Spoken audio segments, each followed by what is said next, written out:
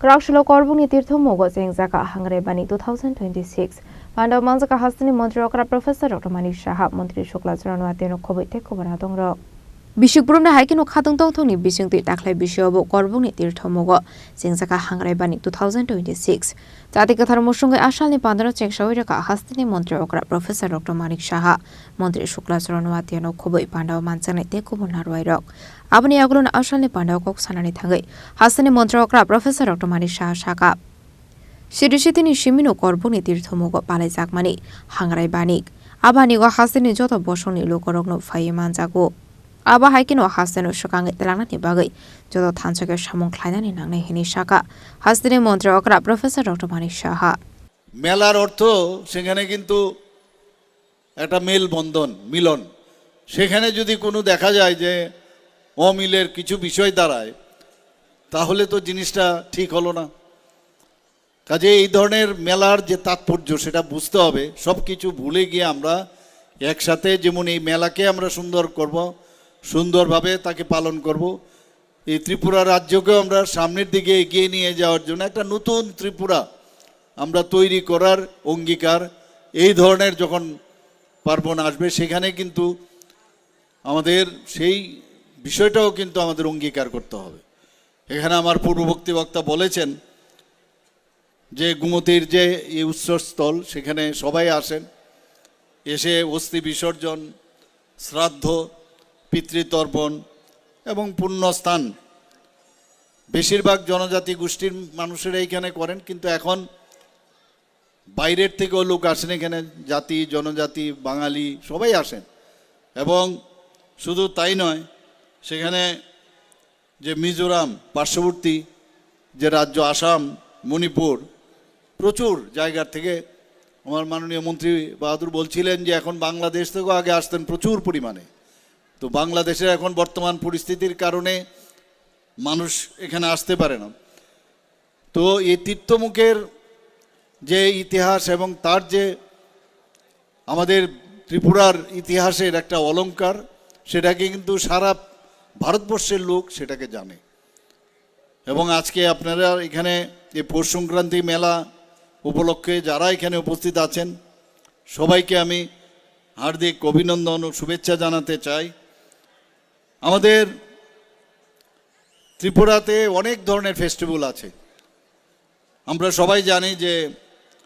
এখানে খাটচি পূজার সময় আমরা আনন্দ করি আমরা গড়িয়া পূজার সময় আনন্দ করি কেয়ার পূজার সময় আনন্দ করি বিভিন্ন যেসব পূজাগুলো আছে আমরা সেগুলোকে আমরা ত্রিপুরা সরকারও সাহায্য করে আমরা এখানে ত্রিপুরা সরকারের জনজাতিদের যতগুলো তাদের কার্যক্রম আছে সেগুলো আমরা চেষ্টা করি আমাদের সরকারের তরফ থেকে সাহায্য করার যাতে এগুলো হারিয়ে নেওয়া যায় মাননীয় প্রধানমন্ত্রী যে আসার পর আপনারা লক্ষ্য করেছেন একদিকে দেশকে যেমন শক্তিশালী করছেন আরেক দিক দিয়ে বলছেন যে আমাদের যে মূল যে শক্তি সেটা হচ্ছে আমাদের যে অতীত আমাদের প্রকৃতি আমরা যে যে ধর্মে আমরা যারা যে যে ধর্মে বিশ্বাস করে সেই বিশ্বাসের মধ্যে আমাদের বেঁচে থাকতে হবে আমরা এর মধ্যেও দেখলাম যে কাশী বিশ্বনাথ করিডোর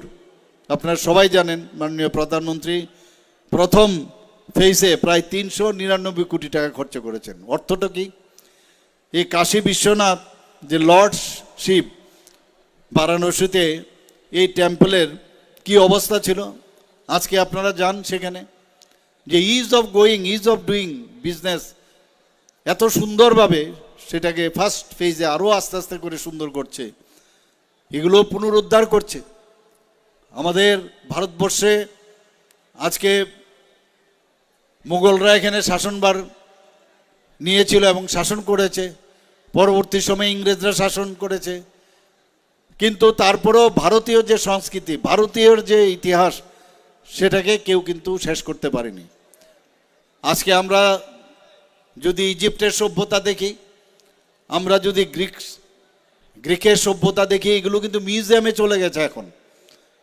কিন্তু ভারত কিন্তু ভারতের জায়গা আছে এর জন্য বলছে সনাতন সনাতনের অর্থ কি মানে কবে ভারতের সভ্যতা শুরু হয়েছে কেউ বলতে পারে না অর্থাৎ আদিকাল থেকে এই যে সনাতনীর যে ব্যবস্থা, সেটাকে এই ধরনের যে অনুষ্ঠান, সেই অনুষ্ঠানের মাধ্যমে আমাদের নিজেদেরকে পুনরুজ্জীবিত করার, অঙ্গীকার করার একটা সময়।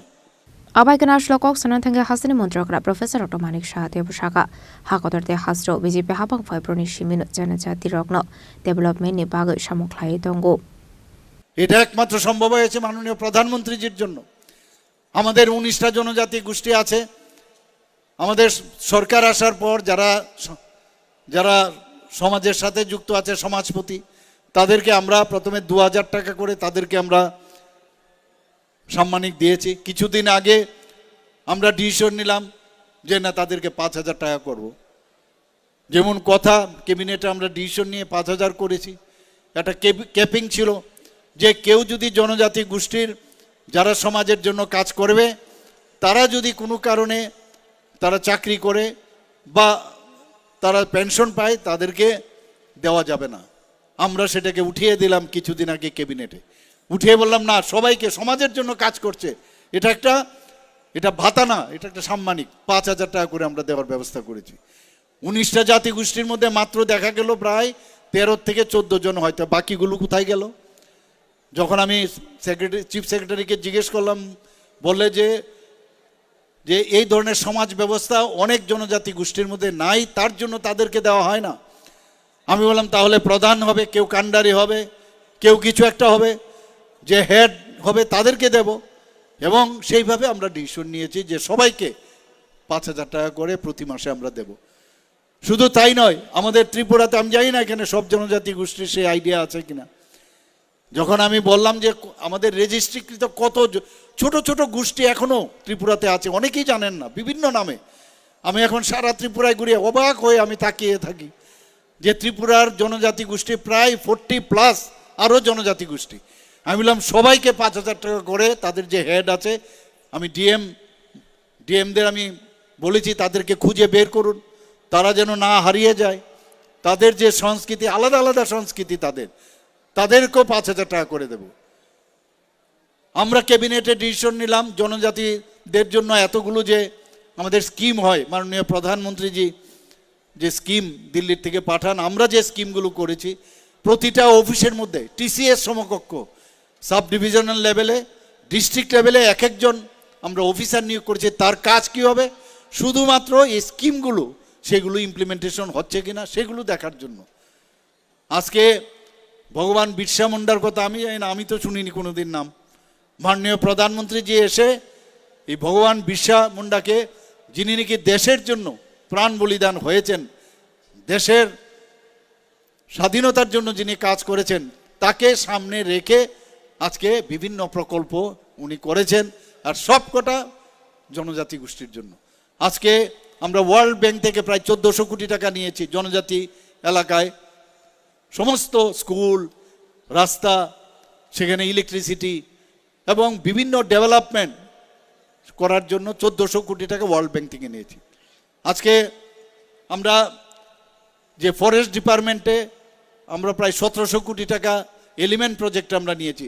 সেই জায়গাগুলোও কিন্তু সমস্ত জনজাতি গোষ্ঠী এলাকার তাদের ডেভেলপমেন্টের জন্য বিভিন্নভাবে আমরা করছি। সেখানে একের পর এক আমরা ডেভেলপমেন্টের জন্য জনজাতিদের যাতে উন্নয়ন হয়। আজকে একলব্য স্কুল, কারণ এতদিন ধরে আমরা দেখেছি জনজাতিরা যাতে শিক্ষিত না হতে পারে তার ব্যবস্থা করেছে। Ashalni Pandawa Hasani Montrokra Professor Otomanik Shanokare Manjaka Shukla Matia MDC Kangjang Mok Vice Chairman Pranab Kumar Tripura Secretary K Sachi Kumar Tripura DM Rinkolathar SP Kiran Kumar Keno Khoboite Kobanadong Rock Bureau Report Jenny Khorang Agartala শহর প্রস্তুত তো সবচেয়ে বড় shopping সেলিব্রেশনের জন্য। এসে গেছে 11th international universal expo, এক অনন্য আন্তর্জাতিক আয়োজন।